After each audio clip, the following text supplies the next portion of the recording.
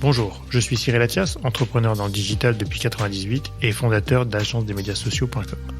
Marketing et influence est le podcast où on prend le temps d'analyser les stratégies marketing, social media et le marketing d'influence.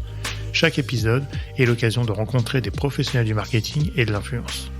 Que ce soit des directeurs marketing, directeurs généraux, créateurs de contenu ou même des followers d'influenceurs. Dans Marketing et Influence, on parlera des stratégies de marque, de la digitalisation, des nouveaux enjeux du marketing et pourquoi ou comment les influenceurs choisissent les collaborations et comment cela a changé leur vie.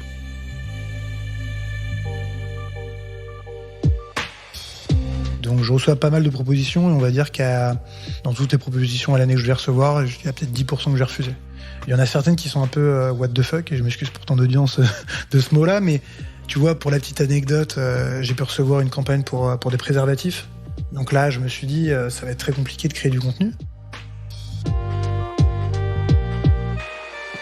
Ce podcast vous est présenté par agence-des-médias-sociaux.com, l'atelier expert en social media et marketing d'influence. Valérie, avec un H et un Y de son vrai nom, Valérie Escande, évolue sur les réseaux sociaux depuis 10 ans. Marketeur dans l'âme, Valérie revient sur son parcours et sur son évolution sur les réseaux sociaux et également sur sa rencontre et mariage avec Émilie Luciano, talentueuse influenceuse originaire du Canada. Valérie revient également sur TikTok, la photo et sur Instagram. Bonjour Valérie, comment vas-tu ? Salut Cyril, ça va et toi ? Super. Valérie, est-ce que tu peux te présenter rapidement pour nos auditeurs ? Bien sûr. Donc je m'appelle Valérie, j'ai 34 ans et ça va faire bientôt 10 ans que je suis créateur de contenu sur Instagram. 10 ans ?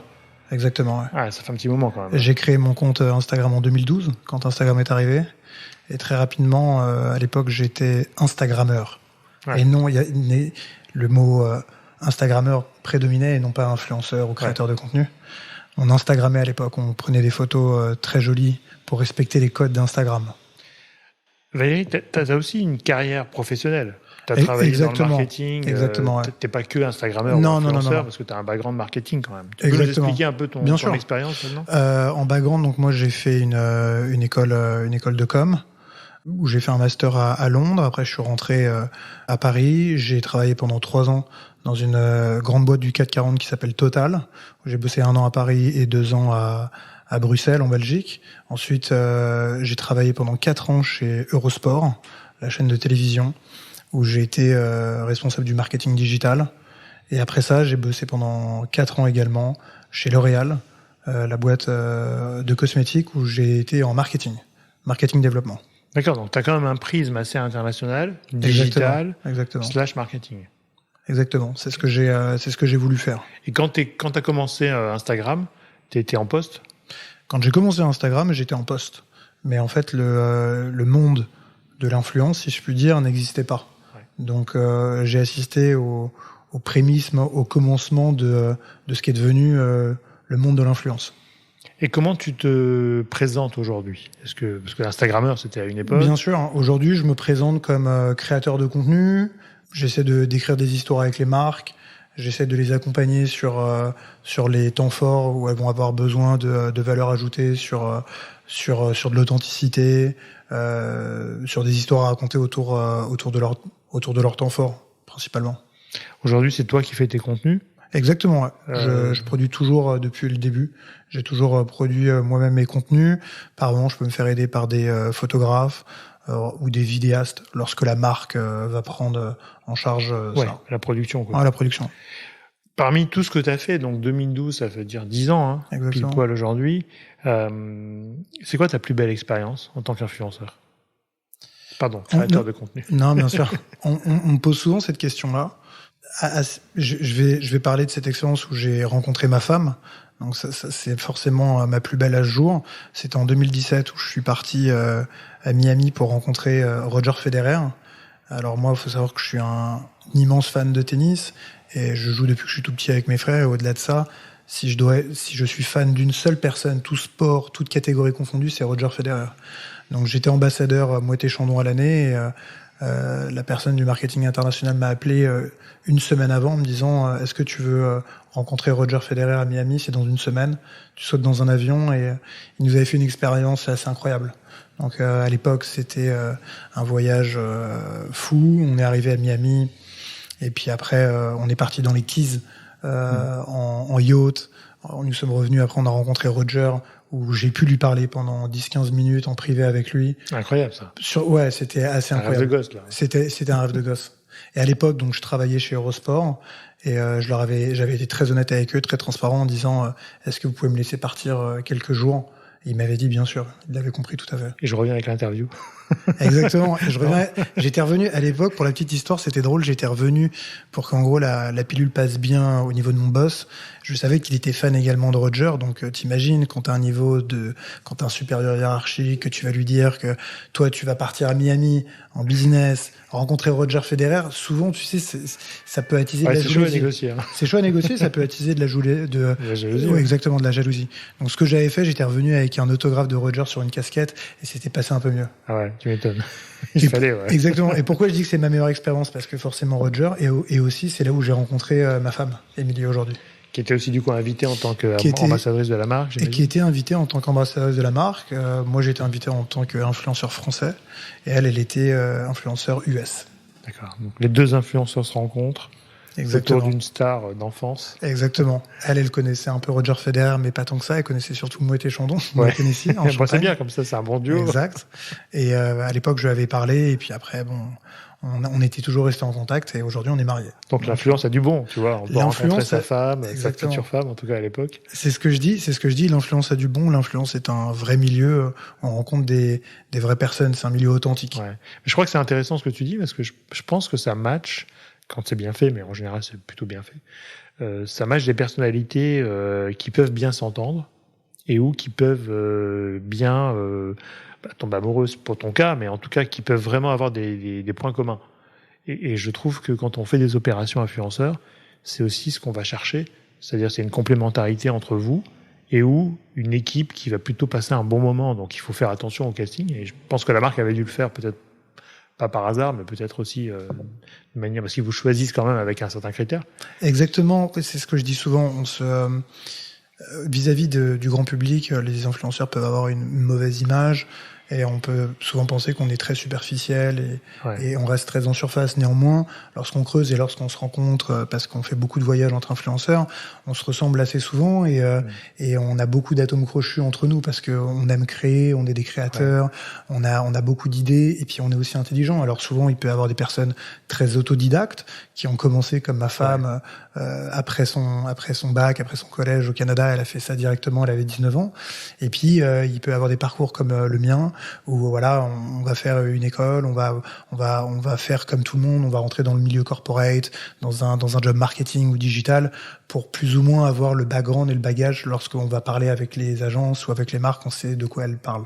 Ouais, mais tu vois, je trouve ça intéressant aussi parce que quand moi je fais les OP d'influenceurs on a pu faire ensemble, mais pas beaucoup de voyages expérientiels, je te l'accorde, parce qu'on n'avait pas les budgets ou les marques qui allaient avec ça, mais les OP influenceurs, ce que j'appelle les OP les OP influence, en fait c'est hyper riche à l'intérieur de l'opération, les discussions, entre influenceurs, tu vois, et puis moi je m'intègre un petit peu de temps en temps, mais c'est tellement plus riche ce côté-là des fois, et du coup les gens ne voient pas tout ça. Donc je trouve ça dommage presque de pas les faire participer, parce que c'est là où se passe le truc le plus sympa en général, et qu'on peut pas résumer avec une seule photo ou des vidéos qu'on peut poster, quoi. C'est court de résumer cette expérience et cette richesse à travers une photo, quoi. C'est ce que je dis souvent. Alors maintenant il y a les stories et alors c'est devenu les gens privilégient les stories, mais à une époque quand on a commencé, je parle un peu comme un vieux, hein. Tu m'excuses. T'inquiète, t'as un grand-père devant toi. Exactement. mais quand on a commencé, les stories n'existaient pas, les DM n'existaient pas, donc on pouvait pas retranscrire l'expérience qu'on avait avec la marque, avec l'agence, qui était vraiment qu'une petite famille et qui méritait d'être vue. Néanmoins, aujourd'hui, je pense qu'on arrive quand même à faire transparaître ça par du contenu plus instantané, type stories. Et c'est vrai qu'à chaque fois, on va toujours passer un super bon moment, que ça soit avec les influenceurs présents, ou même les créateurs de contenu et l'agence et la marque. Ouais. Quand ça a du sens. Effectivement, après, voilà, ça dépend des marques et des sujets. Mais aujourd'hui, qu'est-ce qui te plaît dans les collaborations? Au-delà de la marque, peut-être ou bien est-ce que tu as des critères de sélection par rapport à tout ce qu'on peut te proposer, j'imagine? Ouais, plutôt. Et effectivement, je reçois beaucoup de propositions. Après, il y a des marques qui vont tenter. Ils disent on y va, on tente le tout pour le tout, parce qu'ils veulent absolument avoir un profil comme le mien ou d'autres. Mais ça va pas du tout matcher ma chasse éditoriale, qui je suis, mon audience aussi, les gens qui vont me suivre. Tu vois, les gens qui me suivent à 70%, c'est des hommes. Donc c'est sûr que et puis c'est des hommes un peu qui me ressemblent, qui viennent de France majoritairement, qui aiment bien manger, qui aiment les belles voitures, qui aiment les montres, qui aiment bien s'habiller. Donc effectivement, il y a certaines marques qui viennent me voir et je me dis mais ils ont pas regardé mon profil. Donc je reçois pas mal de propositions et on va dire dans toutes les propositions à l'année que je vais recevoir, il y a peut-être 10% que j'ai refusé. Il y en a certaines qui sont un peu what the fuck et je m'excuse pour ton audience de ce mot-là, mais les bilingues, tu vois pour la petite anecdote, j'ai pu recevoir une campagne pour des préservatifs. Super. Donc là, je me suis dit, ça va être très compliqué de créer du contenu. Bon, c'était l'époque où tu as rencontré ta femme. Non, ça aurait pu être sympa, du coup. Exactement. Et j'ai reçu aussi d'autres campagnes. J'ai reçu, tu sais, ces campagnes où à l'époque, les campagnes pour les gens de télé-réalité, les blanchiments dentaires, les thés, etc. Les compléments alimentaires. Les compléments, et ils venaient chercher des influenceurs comme moi. Et moi, quand j'ai reçu ça, je me suis dit, mais en fait, vous avez pas compris, je ferai jamais ça. C'est pas qui je suis, c'est pas ce que je représente. Jamais je vais sortir un code promo avec. J'ai jamais parlé comme ça à mon audience, donc je le ferai pas, quoi. Des fois, c'est automatisé. Hein. Peut-être qu'ils envoient des peut-être, listes. Mais tu sais, quand ils relancent, alors c'est vraiment un bot assez insistant. Ils relancent, ils disent Valérie, est-ce que tu as vu notre mail ? On aimerait vraiment bien que tu participes, etc. Donc non. Et après, comment je vais choisir les marques ? Moi, il faut surtout que j'ai on va dire un fit avec la marque qui corresponde à mes valeurs. Et ça, c'est important, des marques qui ont du sens. Et puis aussi, il va aussi avoir un contact humain. Moi, je privilégie beaucoup la relation humaine. Et c'est vrai que lorsque je vais parler, donc c'est soit par le biais de l'agence, ou soit avec la marque directement, il faut absolument que j'ai un fit, comme on dit. Et je pense que c'est ce qui se passe. C'est-à-dire qu'aujourd'hui, quand, par exemple, pour ton agence, tu vas recruter quelqu'un qui vient bosser pour toi, t'as absolument besoin d'avoir un fit avec la personne. Et au-delà même du CV qui est très bon. Et pour nous, notre CV, ça va être notre taux d'engagement, le nombre de followers, les photos, etc. Faut surtout que t'aies un fit. Et si tu vas voir un peu, quand la marque elle va te parler, elle va avoir les yeux qui brillent ou des choses comme ça, pour moi, ça va avoir beaucoup d'importance. Et c'est là où je vais me décider, me dire, tu vois, ça, je sens qu'il y a une vraie histoire et je vais y aller. Donc, tu as besoin de rencontrer les marques ou les agences, ou les partenaires qui travaillent sur le sujet. Absolument. Pour prévalider un peu le cadre, en fait. Exactement. Et comment tu vas pouvoir créer ton contenu de façon très sereine, quoi. Exactement. J'appelle très régulièrement, je reçois beaucoup de mails et sur les collaborations qui m'intéressent, je vais tout de suite prendre mon téléphone et appeler. Et je vais vouloir vraiment discuter du détail, de l'opération. Je vais vraiment m'investir, mais je pense que c'est aussi un peu ce que j'ai fait auparavant, que ce soit chez L'Oréal ou chez Eurosport, qui fait que j'ai besoin un peu de mettre les mains un peu dedans et pas simplement être assez passif et dire j'ai le budget, le brief, maintenant je vais faire le contenu. Et aujourd'hui, justement, comment t'es organisé aujourd'hui ? T'es tout seul, donc là tu fais ça à 100% maintenant, c'est ça, hein ? Exactement, je fais ça à 100%. Le fait d'avoir rencontré ma femme qui faisait ça aussi, ça a pris un peu de temps, mais je pouvais pas tout faire. Et au bout d'un moment, je me suis décidé. Donc ça a créé une dynamique entre Exactement. vous deux. Ça a créé une dynamique. Je pense qu'elle m'a beaucoup poussé, elle m'a beaucoup motivé. Elle vient du Canada, mais elle a vécu pendant 6 ans à New York. Le business aux États-Unis n'est pas le même. Le niveau de maturité n'est pas le même. Il est beaucoup plus avancé aux États-Unis. Et je veux dire qu'elle m'a motivé. Donc elle m'a dit il faut que tu y ailles là. Ça fait trop longtemps que tu aurais dû y aller. Elle m'a motivé. Et donc derrière, en termes de structure, on a monté une boîte classique type SARL. On s'est structuré et aujourd'hui, on est à 2, donc on se soutient énormément. Donc dès qu'elle va avoir besoin d'une création de contenu, je vais l'aider et inversement. Donc ça c'est plutôt un plus dans la vie d'un influenceur. C'est un plus indéniable parce que alors certains vont avoir du mal peut-être à partager ça avec leur moitié. Moi je l'ai fait seul pendant de nombreuses années, bien sûr, jusqu'au moment où j'ai rencontré Émilie et depuis on fait tout ensemble. Donc c'est vraiment soit ça passe soit ça casse. Dans mon cas ça a été plus qu'un apport bénéfique. Et donc du coup ta femme travaille aussi sur la France, j'imagine. Comment vous... Elle a toujours les deux marchés aujourd'hui. Elle a toujours une société aux États-Unis. Il y a un transfert qui est en train de se faire naturellement. Bien sûr, mais progressivement aussi. Exactement, progressif. Aujourd'hui, ça fait 1 an, tu vois, typiquement qu'elle vit en France. Donc, son audience est majoritairement nord-américaine, même si ça tend un peu à s'équilibrer, mais parce qu'elle fait plus d'opérations avec des marques françaises et des budgets français, etc. Donc aujourd'hui, c'est toi qui fais ton contenu.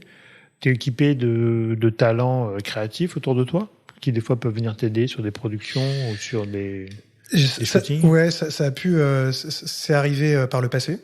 Donc par le passé, quand par exemple la vidéo n'était pas aussi forte que maintenant, parce qu'aujourd'hui on jure que par les vidéos, mais à l'époque c'était à 80% de photos et 20% de vidéos.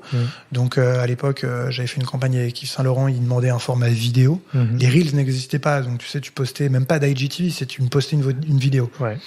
Et à ce moment-là, j'avais dû faire appel à un talent, un ami à moi qui aujourd'hui fait les campagnes, tu vois, Cézanne, de la marque Cézanne, et il m'avait aidé à créer la vidéo, à éditer la vidéo, etc. Et après, par la suite, aujourd'hui, je t'avoue que je suis équipé en matériel vidéo, je fais moi-même mes vidéos, je peux très bien faire mes vidéos avec un trépied, donc les gens ne le voient pas, et derrière, je vais monter mes vidéos avec le logiciel Premium, Premiere, etc.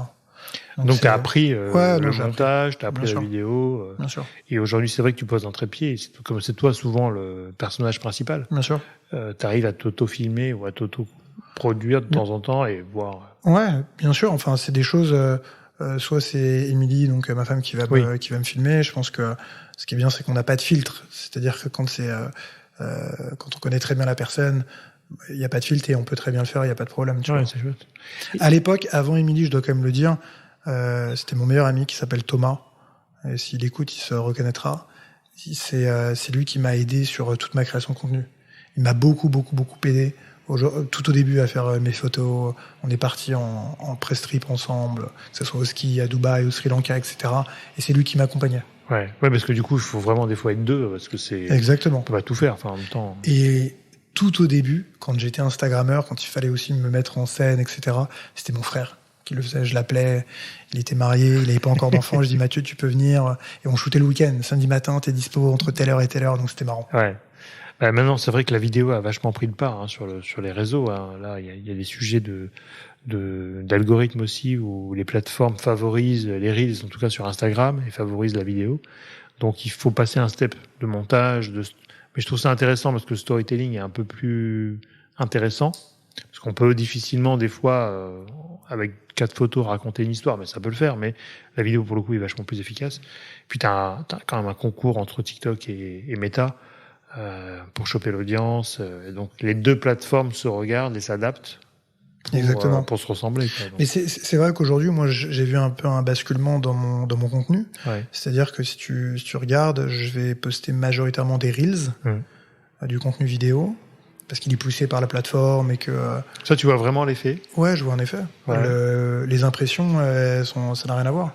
Je vais reacher beaucoup plus ma communauté en faisant des Reels qu'en mettant des photos. Maintenant, les photos passives, ça n'intéresse plus personne. Je reach beaucoup moins de personnes, ça n'engage pas. Les gens ne commentent presque plus. C'est dur, faut vraiment faire du community. Enfin, moi, dès que je poste une photo, je vais faire du community management pendant 1 heure pour essayer de récolter quelques likes, quelques commentaires, etc. Donc, en plus, il y a eu cette option de désactiver les likes, et la majorité des personnes vont le faire parce que c'est dur, en fait, quand tu vois que t'engages pas comme avant, comme à l'époque. À l'époque, j'avais beaucoup plus de likes.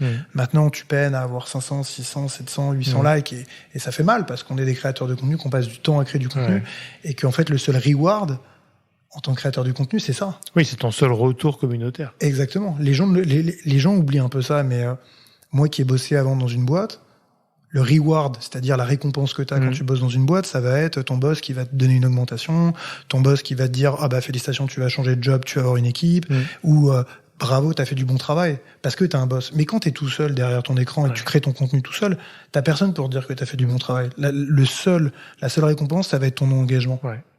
Et malheureusement aujourd'hui, c'est Meta qui plus ou moins décide de cet algorithme. Est-ce que c'est bien, est-ce que c'est pas bien ou pas. Donc c'est un peu frustrant par moment. En créateur de contenu, c'est très frustrant. Ouais, moi je l'ai vu évoluer. C'est vrai que quand tu vois les TikTok, les Snapchat aussi à une époque, qui a quand même, je pense que la concurrence est bonne en général, et Snapchat a motivé Meta, enfin Instagram à l'époque, à créer les stories. Et je crois qu'à leur plus grande surprise, les stories ont été un carton qu'ils avaient même pas anticipé, et c'était juste pour eux une réponse à Snapchat. Maintenant que TikTok est arrivé, ils ont fait des Reels, et donc ils poussent les Reels, et je pense c'est aussi un carton pour eux, parce que c'est la concurrence qui favorise tout ça. Après, aujourd'hui, ce qui est intéressant, je trouve, mais tu as raison de mentionner, c'est que je trouve vous avez pas non plus de réponse.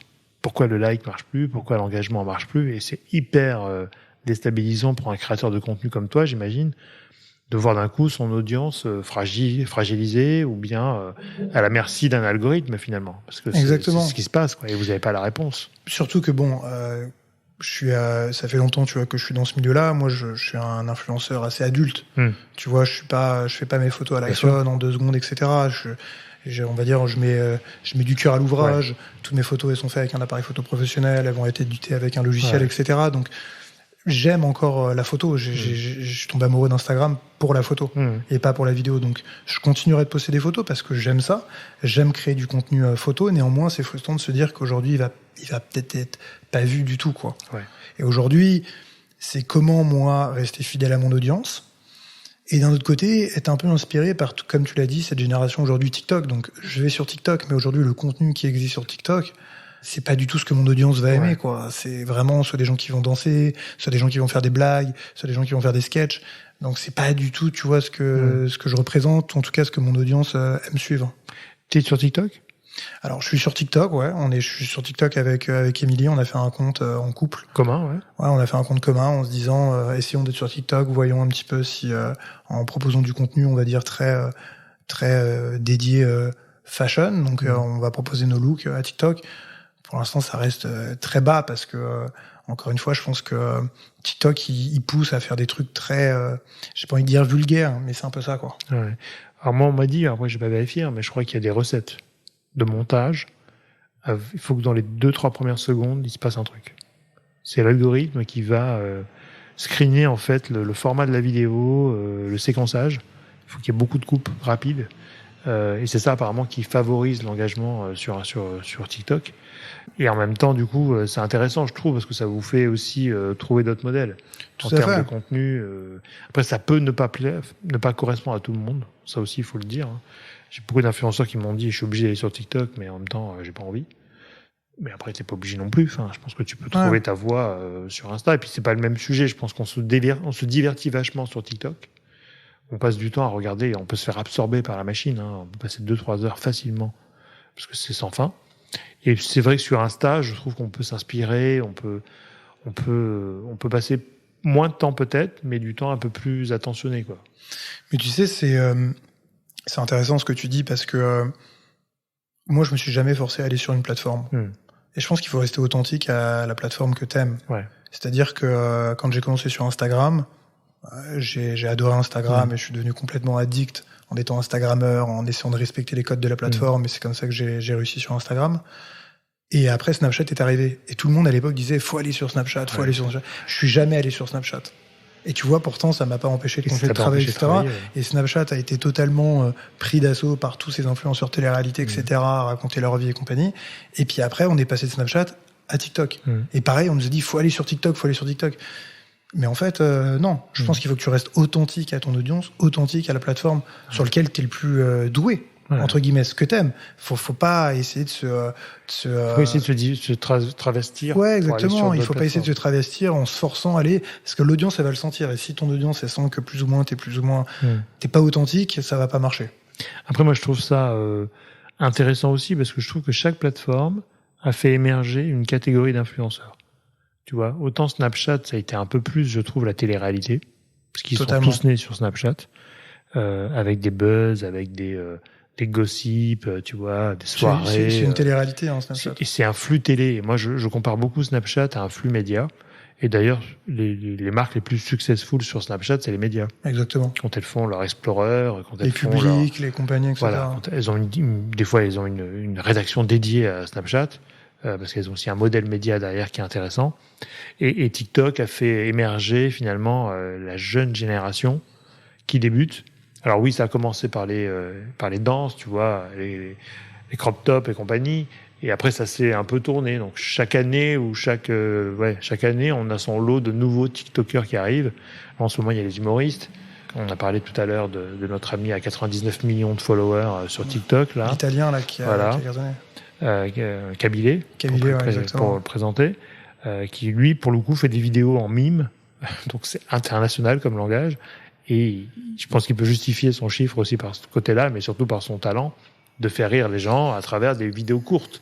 Donc ça génère des vocations, je trouve. Je suis d'accord. Après, attention, TikTok, moi j'ai toujours pensé avec un peu de recul et d'expérience.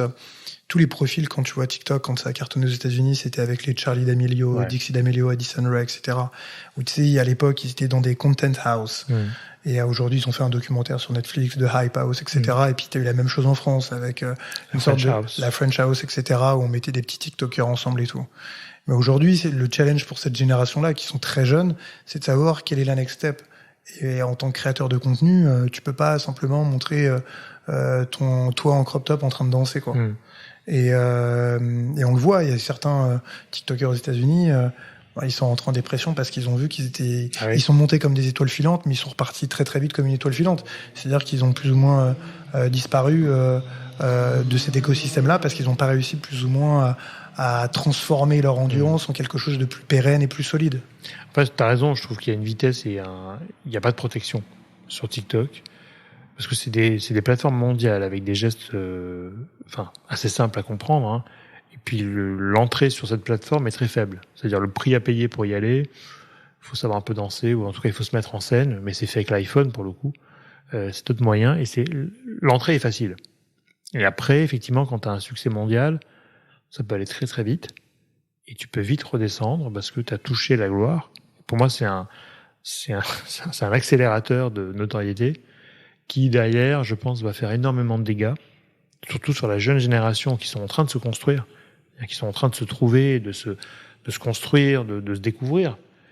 Et TikTok peut les emmener très loin, mais en même temps, les éloigner complètement de ce qu'ils sont ou de ce qu'ils voudraient être, tu vois.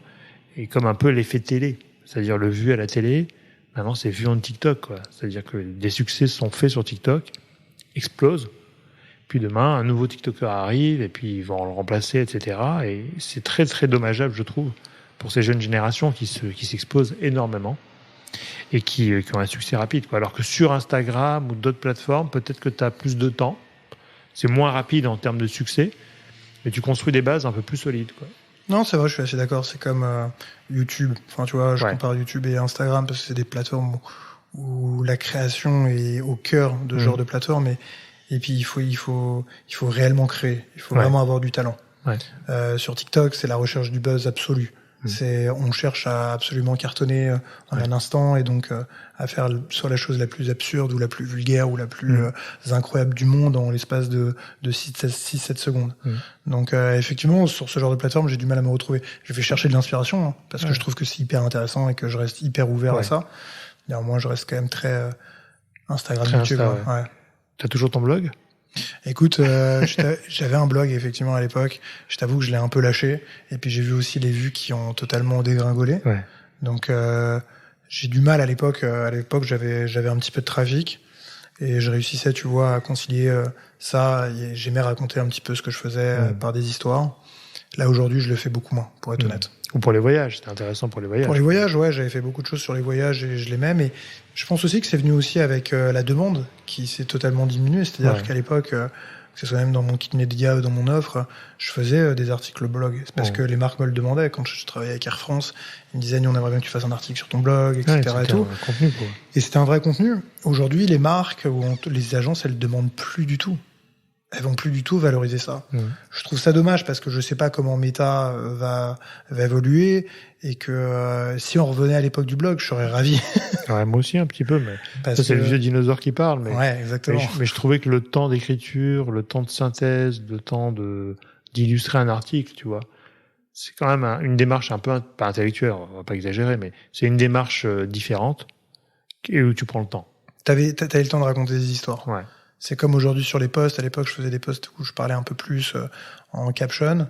Et puis j'ai vu que les gens lisaient pas, donc c'est très rare maintenant quand je vais écrire des longs pavés parce que les gens ils vont plus lire, quoi. Après, je pense qu'il y a quand même encore une audience pour les blogs, puisqu'elles recherchent toutes des bons plans, des voyages, quoi faire ici, quoi faire. Et même pour la mode, hein, toi qui es quand même assez dans la mode, il y a des looks que des fois tu as le temps de détailler, quoi. Exactement. Tu vois, Nicolas que tu connais bien, le petit français qui a la niaque pour animer encore son blog. Non, je sais. Ouais, un peu moins qu'avant, évidemment, mais il le tient encore un peu, quoi. Et c'est plutôt pas mal, je trouve, parce que Arnaud aussi, Arnaud du Very Good Lord, lui, c'est sa majeure audience, elle est sur sa plus grosse audience, c'est sur son blog, mais parce qu'il a commencé comme ça et lui, pareil, il est resté fidèle à son audience. Et c'est son média principal. C'est son média principal, et il le fait super bien. Et comme Nico aussi, le petit français, il a raison de continuer de le faire vivre. Moi, je t'avoue que j'ai un petit peu lâché, et puis entre-temps, tu sais, de me marier, etc. Et tout ça a été, voilà. Ça occupe. Ça occupe, ça prend de l'énergie. Comment tu vois la scène influenceur? Alors, on a parlé un peu des TikTokers, des blogueurs. Comment tu vois cette scène un peu évoluer? Est-ce que tu crois que c'est un sujet qui va continuer d'exister, qui va se transformer? C'est quoi les défis que tu vois dans ce métier? Tout d'abord, je pense que c'est important qu'on rappelle que le mot influence ou l'influence, je sais pas si tu te rappelles, moi, je l'ai entendu pendant pratiquement toute ma vie. Enfin, depuis que ça existe, on m'a toujours dit, oh là là, Valérie, mais qu'est-ce que tu vas faire après l'influence? Ça va s'arrêter, hein. Ou sinon, c'était en gros, les influenceurs, ça va pas être pérenne, etc. La réalité aujourd'hui, c'est que pour avoir en plus travaillé dans des gros groupes, dans des grosses entreprises, l'influence va continuer et va rester pérenne pour les 10, 15, 20 prochaines années, même 30 prochaines années. Aujourd'hui, moi, je l'ai vu, les budgets médias de certaines boîtes, où tu as des médias traditionnels tels que la télé, la radio, le cinéma, la presse. Aujourd'hui, à l'époque, il y a 5-6 ans, c'était 70% du budget média et puis 30% en digital. Et dans le digital, tu avais toutes les campagnes Facebook et un peu d'influence. Et aujourd'hui, c'est en train de s'équilibrer, voire s'inverser. Aujourd'hui, tu vas avoir 70% du digital et dans ces 70% en digital, tu vas avoir un peu de sponsor sur Facebook, etc. et majoritairement en influence. Parce qu'ils voient qu'aujourd'hui, l'influence prenne un pas plus important. Donc moi je vois juste que ça va continuer et ça va rester pérenne, et on le voit même sur les voyages. À l'époque, moi je faisais des voyages avec beaucoup de presse. Je suis parti en Australie avec Qatar Airways, il y avait 2 influenceurs lifestyle, j'en faisais partie, et 5 journalistes. Aujourd'hui, hier j'étais en trip avec La Mer, une marque de cosmétiques, t'avais que 2 journalistes et on était 7 influenceurs. Ouais, donc ça s'est inversé, là. Ça s'est totalement inversé. Et même la presse, qui à l'époque détestait les influenceurs, fallait faire des press days séparés. Ils détestaient ça. Ils voulaient surtout pas qu'on soit avec eux. C'était marrant. Nous, on se cachait, nous. Exactement. Ils disent non, on veut surtout pas des influenceurs. Ils sont totalement superficiels. Et aujourd'hui, ça s'est inversé. Ils nous demandent des conseils, comment construire leur Instagram. Ou ils sont contents quand ils sont avec nous. Ou eux-mêmes, des fois, se transforment en influenceurs. Exactement. J'ai vu pas mal de gens dans la presse qui sont créés leur persona influenceur. Tu le vois, je sais pas si tu vois qui c'est, Louis Pisano, qui travaille chez Vogue. Il est comme un influenceur. Il reçoit des giftings des marques, il est en collab avec certaines marques et en plus il écrit pour Vogue. Donc tu vois, pour moi c'est comme un influenceur. Donc oui, moi je pense que ça va rester pérenne, et après dans le monde de l'influence, tu as plusieurs catégories. Et je pense que les marques elles commencent un peu à être éduquées via les agences et via ton aide, mon cher Cyril. De temps en temps, quand elles veulent l'écouter. Je pense qu'elle commence à avoir un paysage qui commence à s'identifier entre plusieurs catégories d'influenceurs, je dirais. T'as vraiment les méga influenceurs, macro, micro, etc. Ça, c'est pour la taille. Et après, dedans, tu vas avoir des influenceurs type télé-réalité, où à ce moment-là, tu peux leur envoyer du thé et du blanchiment dentaire. Et des gélules. T'as les influenceurs, on va dire TikTok, ou cette jeune génération totalement qui prennent des photos avec leur iPhone, qui respectent pas le contenu. Quand je dis respecte pas, c'est-à-dire que ils s'en fichent. C'est un contenu éphémère. C'est un contenu éphémère, voilà. C'est par moment ils vont et même leur compte Insta, pour eux, ils prennent ça comme un amusement. Ils vont poster 5 photos en l'espace de 10 minutes, et puis après ils vont les effacer le lendemain. Et puis après, ils vont suivre 200 personnes, après ils vont décider de suivre 0 personne. Donc tu sais, ils prennent ça comme un jeu. Et puis t'as les influenceurs comme je me définis, ou comme certains, tu vois, où on va être des influenceurs un peu plus adultes, où on va travailler de façon professionnelle avec les marques, on va créer des histoires avec eux, on va créer des programmes avec eux, pour essayer, on va dire, de fidéliser, que ce soit nous et la marque, et puis aussi notre audience. C'est intéressant ce que tu dis, parce que toi, tu as en plus la culture marque, parce que tu es quand même passé dans les marques, dans le marketing et le digital. Et tu vois du coup aussi comment ça change en interne. J'imagine que le sujet influenceur devient de plus en plus stratégique dans ces boîtes-là. Et c'est vrai, quand je reçois des directeurs marketing au podcast, c'est stratégique. Alors après, c'est stratégique, mais ils n'ont pas tous les moyens, ou ils veulent pas tous investir, mais en tout cas, ça devient important. Et ça, je suis assez d'accord avec toi. Je pense que ça va perdurer et ça va remplacer beaucoup de sujets à l'avenir. Parce que c'est là où sont leurs cibles aussi, et où sont leurs clientèles. Elles sont sur les réseaux sociaux. Bien sûr. Ça devient de plus en plus évident. Et puis maintenant, on peut vachement segmenter parce que vous avez vos statistiques. On peut savoir que toi, ton audience, elle est composée de X personnes de tel âge, Exactement. qui habitent à tel endroit. Jusqu'à la ville, tu arrives à savoir l'âge, si j'ai plus d'hommes ou de filles, ils viennent de quelle ville, de quel pays, etc. Donc tu peux vraiment tout avoir. Et je pense que c'est hyper important pour les marques aujourd'hui. Quand elles veulent, par exemple, si je travaille avec des marques de voitures, ils disent très bien, est-ce que tu es plus suivi par des hommes ou par des femmes? Parce que nous, on est des voitures et on va vouloir targeter les hommes, mais aussi à s'ouvrir aux femmes. Et donc forcément, pour elles, c'est un asset supplémentaire qui n'existait pas auparavant. Et je trouve que c'est un outil marketing hyper précis. En fait, c'est du precision marketing pour moi. Parce que tu as tout ce que tu viens de dire, toutes les stats réelles, et surtout versus des estimations médias qui, des fois, tu vois, on fait 1 million de vues sur un article dans n'importe quel média en ligne. Mais qui a lu? On sait pas. Sauf s'il faut être connecté à la plateforme ou être abonné. Donc ça veut dire que ce sont des visiteurs. Tu vois, moi qui ai fait du digital pendant 20 ans, avant on parlait de visiteurs. Ah, je sais. Tu vois. Et maintenant, on parle quasiment de personnes uniques. Parce que si tu veux savoir, si on veut s'amuser à voir qui a vu tes stories, on peut. Ah ben bien sûr. Alors, ça prend du temps. Tu sais que tu as des gens qui viennent stalker, qui sont suivre les gens, vous regardez les stories. Mais ce qui est intéressant, c'est que tu peux dire toi à la marque, votre concurrent, il est venu me voir, par exemple. Ou votre client X, s'ils sont identifiés, il est venu voir. Ou l'agence. Nous, ce qui se passe, c'est que nous, on connaît les agences, donc on sait très bien quand on travaille avec une marque qui n'était pas dans l'agence a regardé notre contenu et donc derrière, on va recevoir soit un brief ou soit un. Ah oui, c'est bien ça. Ouais, ça tu le vois vachement ça quand tu fais des campagnes pour l'automobile, par exemple. Ça d'ailleurs, toutes les marques t'appellent. Ouais, non, ça peut arriver. J'ai fait certaines campagnes, tu vois, pour du spiritueux et donc je postais sur du spiritueux ou avec des stories et puis 2-3 semaines après, je vais recevoir à ce moment-là un autre brief pour un spiritueux d'une marque concurrente, etc. Donc ça c'est implacable. C'est implacable. Nous quand on faisait, tu vois, ça marche toujours. Les premiers castings de Mini, tu vois, où on faisait venir Simoes, Stéphane Tisser, tu vois, pour les premières opérations où le petit français derrière, ils m'ont dit Cyril, on peut plus quoi.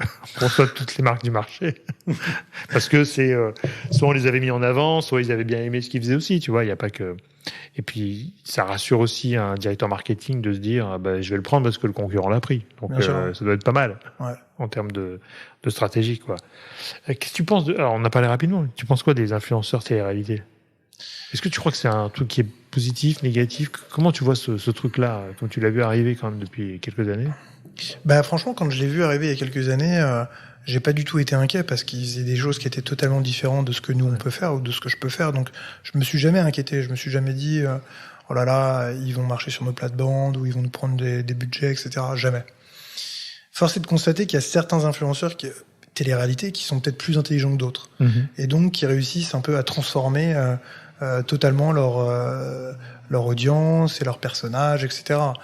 Si tu regardes un petit peu dans les influenceurs télé-réalité, il y en a certains qui vont essayer de proposer un contenu un peu plus qualitatif, etc. Donc certains arrivent à s'en sortir mieux que d'autres. Après, au global, je pense que ça fait mal un peu au milieu de l'influence des influenceurs télé-réalité parce que ils sont pas du tout honnêtes. Ce qu'ils veulent absolument, et je le dis sans aucune aigreur, mais je pense que tout le monde le voit, c'est qu'en gros, ils veulent absolument avoir des followers sur Instagram pour derrière travailler, pour derrière se faire de l'argent.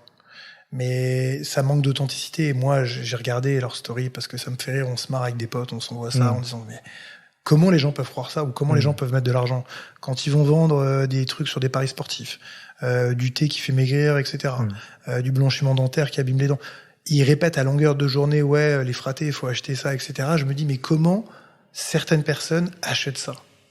Et donc je me dis que voilà, on est 67 millions de Français. Il en suffit 10% de croire ça et ça marche, quoi. Moi, je crois qu'effectivement, ils ont quelque part un pouvoir d'influence parce qu'ils sont populaires. Donc, ils ont réussi à capturer une audience assez large parce que la télé les a énormément aidés au début. Et en fait, la majorité de leurs followers viennent de la télé, de leur passage télé, etc. Et après, moi, je partage un peu ton point de vue, c'est-à-dire que je suis assez serein par rapport à ça, et en même temps, je me dis, il n'y a aucune marque nationale qui travaille avec eux. Toutes les marques qu'on vient de citer, ou les produits, sont des produits dérivés, ou des produits un petit peu pas national, c'est-à-dire c'est des compléments alimentaires, c'est du thé qui fait maigrir, c'est pas une vraie marque, entre guillemets, même si c'est des marques respectables, parce que ça doit marcher, et encore, je crois pas, mais c'est pas des vraies marques. C'est-à-dire que toutes les marques avec qui tu pourrais collaborer, j'imagine qu'elles vont pas faire appel à eux. Non. En général, c'est 2 marchés séparés. Mais en même temps, moi, je trouve que là où ils sont un peu dangereux, c'est qu'ils font porter au mot influenceur beaucoup de dérives qui sont pas dans les codes originels de l'influence, originaux, où on était un peu plus respectueux, quoi. C'est-à-dire qu'on n'aurait jamais fait la promotion d'un produit qui t'abîme les dents. Et c'est marqué dessus, enfin, c'est du chimique, tu vois. Et là, je trouve qu'il n'y a plus de morale. Enfin, il n'y a plus de barrière entre ce qui est immoral, moral, et ce qui est dangereux et pas dangereux, quoi. Mais ça, après, c'est l'agence, tu vois. C'est toi, ton rôle, c'est comment tu vends le brief aux influenceurs. Après, les influenceurs télé, télé-réalité, je peux pas leur en vouloir. Ce qu'ils veulent, c'est gagner de l'argent. Je pense qu'ils sont mal encadrés. Hein, exactement. Et je pense que simplement, ils sont mal encadrés et qu'ils acceptent tout et n'importe quoi. Ils se disent, bon, bah, c'est génial, c'est 10 000 euros la story, je vais vendre ce thé-là, même s'il fait pas maigrir. Et je pense qu'ils ne l'essayent même pas. Ils ont simplement un placard avec tous les produits qu'ils doivent mettre et comme un téléachat. Pour moi, c'est réellement du téléachat ce qu'ils font. Ouais, c'est ça. C'est-à-dire qu'il y a vraiment pas d'histoire. Ils font du téléachat. Ils ont leur vie, de temps en temps, ils vont se mettre en scène et ils vont raconter leur histoire. T'as certains influenceurs télé-réalité qui ont fait qui ont des vrais success stories et qui ont réussi à transformer leur audience. Ouais. Tu regardes Nabila, c'est une influenceur télé-réalité. Pourtant, aujourd'hui, elle va travailler avec enfin, voilà, c'est un peu un cas unique. Elle va travailler avec beaucoup de marques, internationales et aussi nationales, comme Jean-Paul Gaultier ou d'autres.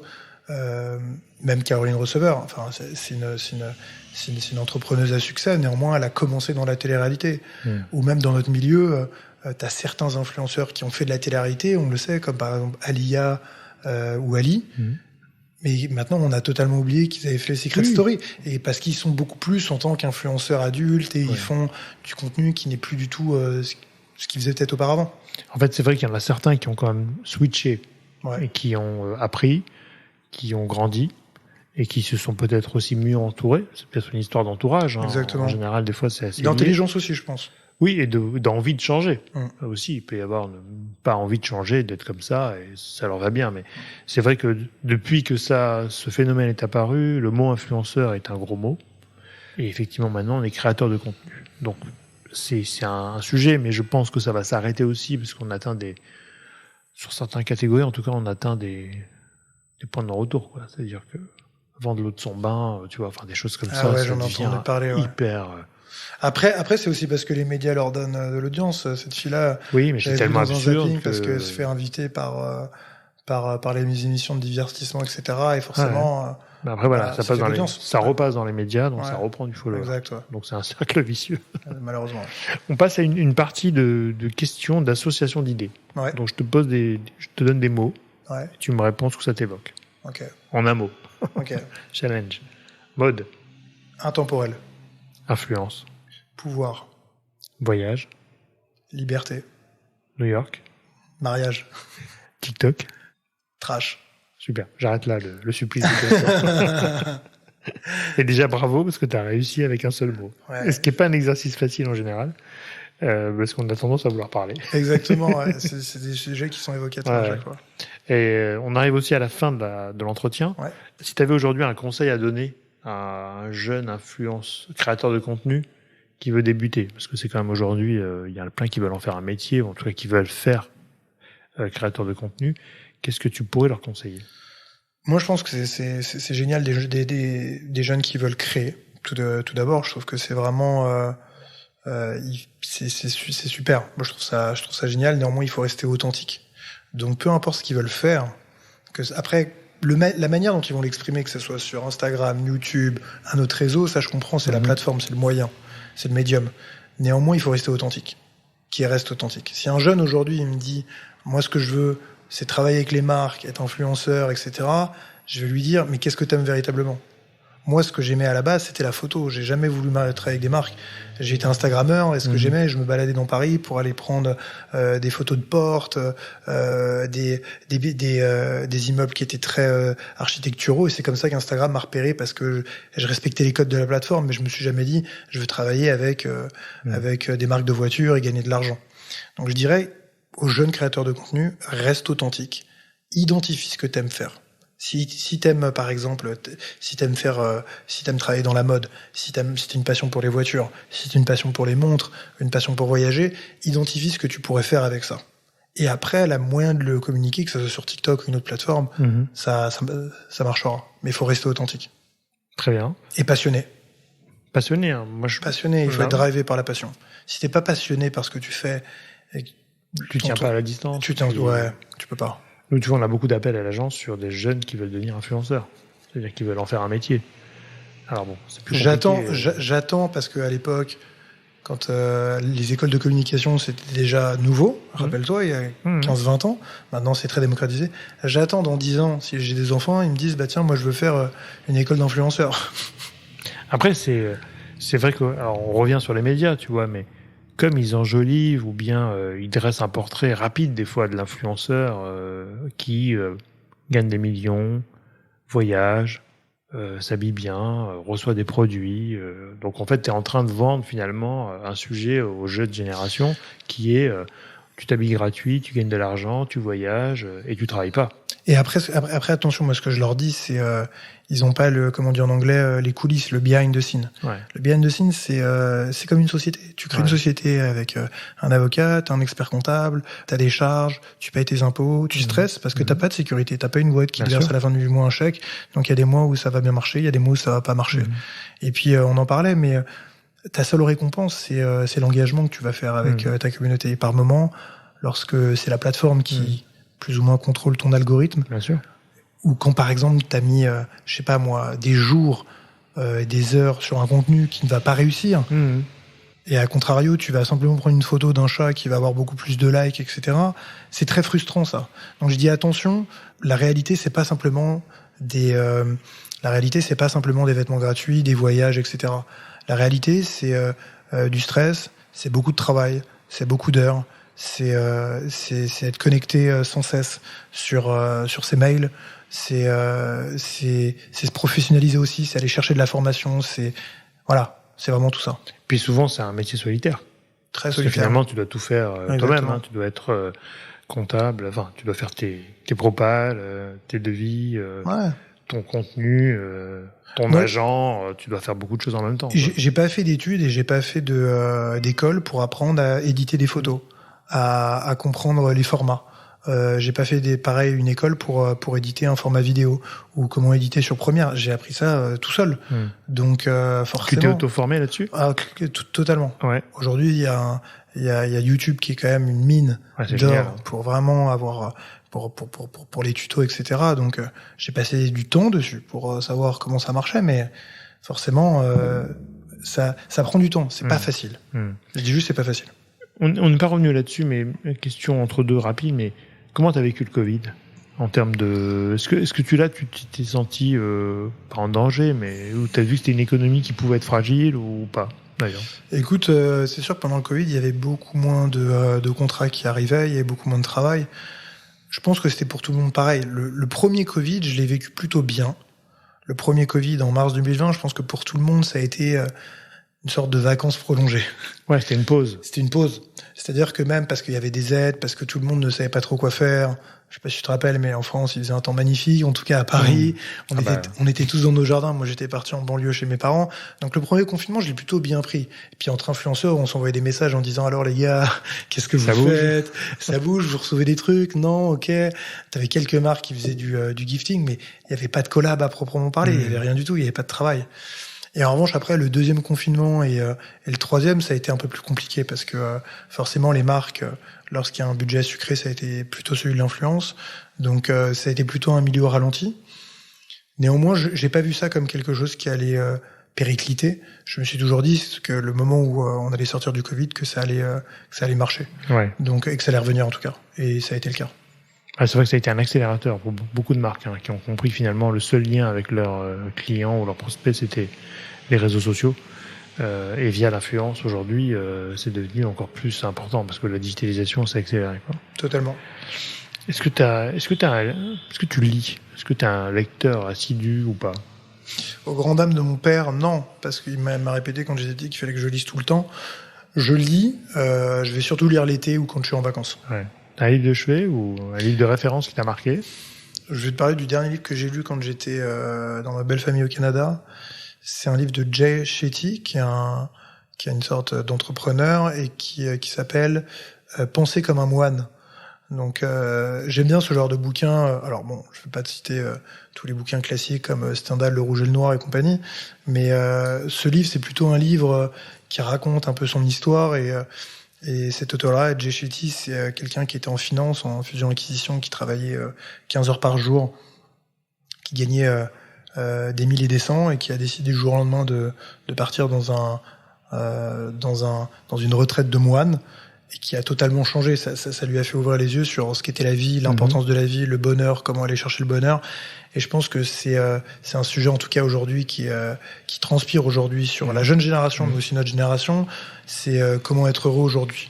Et ça m'a beaucoup inspiré et ça m'a beaucoup, on va dire, je dirais un peu éduqué sur comment aller chercher ce bonheur au jour le jour. Et le bonheur, c'est pas simplement d'aller chercher de l'argent, mais c'est aussi une quête. Et aujourd'hui, quand tu vois que la mental health, tu sais, donc cette santé mentale chez les jeunes est à cause du Covid, mais à cause aussi d'autres choses, et un peu en danger. C'est aujourd'hui comment on fait pour rendre être heureux au jour le jour. Très juste. Je partage beaucoup de ton point de vue et je trouve que ça nous a fait du bien le Covid pour relativiser un petit peu les priorités en tout cas. Je pense que c'est le vrai sujet et la machine elle est un peu trop vite peut-être et à un moment donné il faut faire des pauses, il faut se remettre dedans et il faut choisir. Enfin, du coup je pense que ça nous a forcé à faire des choix ou à en faire plus tard parce que tout le monde n'est pas prêt encore mais à faire des choix de vie et ça c'est plus important que des choix business quoi. Mais tu le vois, moi j'ai beaucoup d'amis qui travaillent dans la restauration. Ouais. Petit aparté, et aujourd'hui ils ont du mal à recruter. Pourquoi ? Parce que ils ont remarqué qu'en gros pendant le Covid les gens qui travaillaient en restauration ils travaillaient 20 heures par jour et ils étaient payés des clopinettes.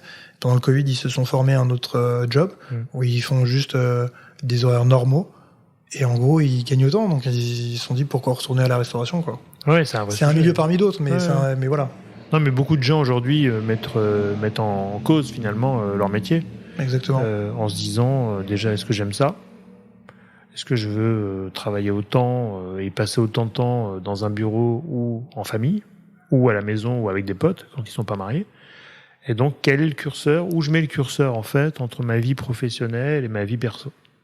Et beaucoup de gens étaient dans le rouge côté professionnel parce que ça bosse beaucoup voilà dans différents métiers hein.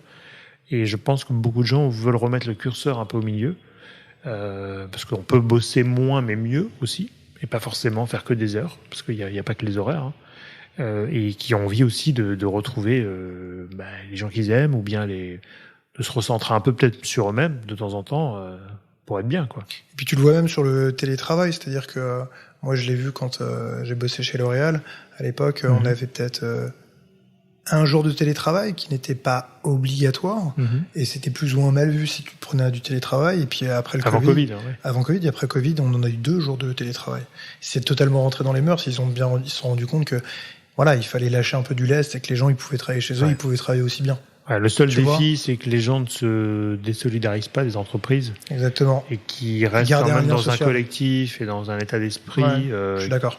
Qui les a fait rentrer dans ces boîtes-là quelque part parce que s'ils deviennent des digital nomades de partout, je pense que ça peut être aussi un danger de s'isoler ou de progressivement s'isoler sans s'en rendre compte même et du coup de devenir un peu apatride entre guillemets. C'est le défi qui existe aujourd'hui. Moi je vois la majeure partie de mes amis, ce sont des digital nomades et ils veulent rentrer dans des boîtes où ils sont à 100% en télétravail. Ouais.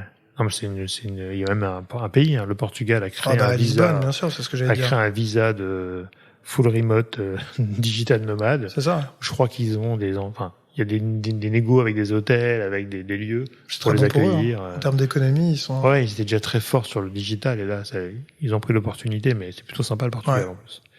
Super. Écoute, merci beaucoup. Une dernière question. Qui c'est que tu me recommandes de podcaster absolument? Je pense que tu as podcasté pas mal de mes potes influenceurs, non? Ouais, j'ai fait un peu le tour déjà. Ouais, les Raph, Nico, etc. et tout. Je te dirais bien de podcaster une femme peut-être. Ouais, avec plaisir. Je pense qu'il y a pas mal de femmes inspirantes. Je te dirais ma femme, Émilie. Avec plaisir. Si tes auditeurs parlent anglais, Émilie, elle a quand même un parcours assez atypique. Et puis, c'est pas mal d'avoir aussi une autre vision. Ouais, je trouve ça vachement bien. Et je serais ravi de le faire en anglais en plus. Avec grand plaisir. Parce que j'aimerais aussi avoir sa vision peut-être de l'influence nord-américaine. Exactement. Qui, à mon avis, a encore beaucoup de choses à nous apprendre et surtout à nous témoigner de, maintenant qu'elle peut faire un comparatif, exactement. Comment ça se vit là-bas, quoi. Elle le ferait, et puis elle a une histoire assez incroyable, et puis c'est des profils différents du mien, etc. Elle est vraiment autodidacte, et elle a, tu vois, de commencer à 19 ans, de réussir à 19 ans, à New York. Il faut y arriver déjà. Voilà. Donc, je te conseille ça. Ouais, génial. C'est bien aussi d'avoir des femmes un peu dans ton podcast. Oui, j'en ai. J'en ai, mais c'est des gens que je connais aussi, alors c'est plus facile peut-être, mais j'aime cette idée d'avoir des gens que je connais pas. Bien sûr. Et de vraiment découvrir aussi un univers ou une autre façon de faire dans d'autres pays, ce qui est plutôt génial. Ouais. Et t'as raison, je crois que je vais ouvrir une voie internationale avec des influenceurs étrangers. J'en ai quelques-uns en tête d'ailleurs. Les podcasts cartonnent tellement en plus aux États-Unis. Ouais. Mais ils font encore du podcast vidéo, ce qui est génial. Ouais, tu devrais. C'est la prochaine étape. En soi, moi je me dis souvent sur YouTube, il y a tellement une place pour la France sur les podcasts vidéo et tout. Tu vois tous les podcasts qui cartonnent, que ça soit les podcasts d'Emma Chamberlain, les podcasts même de Logan Paul, etc., les Impulsive. C'est vidéo et aussi, bon après, c'est délire. Ouais, puis t'as une consommation différente parce que t'as des gens qui mettent YouTube, qui écoutent et qui vont faire autre chose. Ah, mais totalement. Moi, c'est totalement mon cas. Et qui n'ont pas le réflexe d'aller sur Apple Podcast ou Spotify ou ce que tu veux. Oh, c'est où ce truc-là? Il faut s'enregistrer. Enfin, exactement, il faut YouTube et en flux, quoi. Ouais. Bon, je vais faire ça, alors. Je vais m'équiper. Je suis plutôt partant.